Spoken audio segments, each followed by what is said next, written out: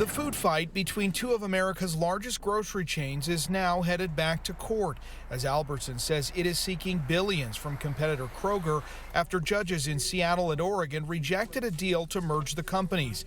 Albertsons saying in a statement, Kroger refused to divest assets necessary for antitrust approval and ignored regulators' feedback. They didn't do a great job defending their bad deal. Kroger passed on a potentially better divestiture plan that I would argue was still insufficient to address the harms that this merger presented.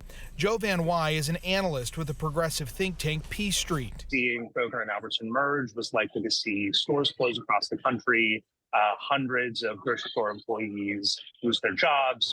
It's not just the number of stores, but the prices consumers are paying. Have a good rest of the day. We're all feeling it at the supermarket, seeing prices just rise with no explanation. There's no issue with supply chains now. This is all about what stores who have very little competition choose to charge us. Washington Congresswoman Kim Schreier urged the Federal Trade Commission to kill the deal. This kind of consolidation is hurting us at many levels. If that merger had gone through, it would have had major implications here in the state of Washington.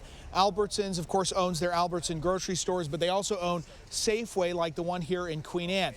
Kroger owns the brands QFC and Fred Meyer. Combined, they represent about a quarter of all grocery stores in the state. The companies told regulators that changing retail landscapes made it impossible to compete with big box stores and online retailers, an argument Schreier is skeptical of. Their profit margins suggest that they were doing just fine. Albertsons and Kroger now won't only be competitors in the market, but also in the courtroom.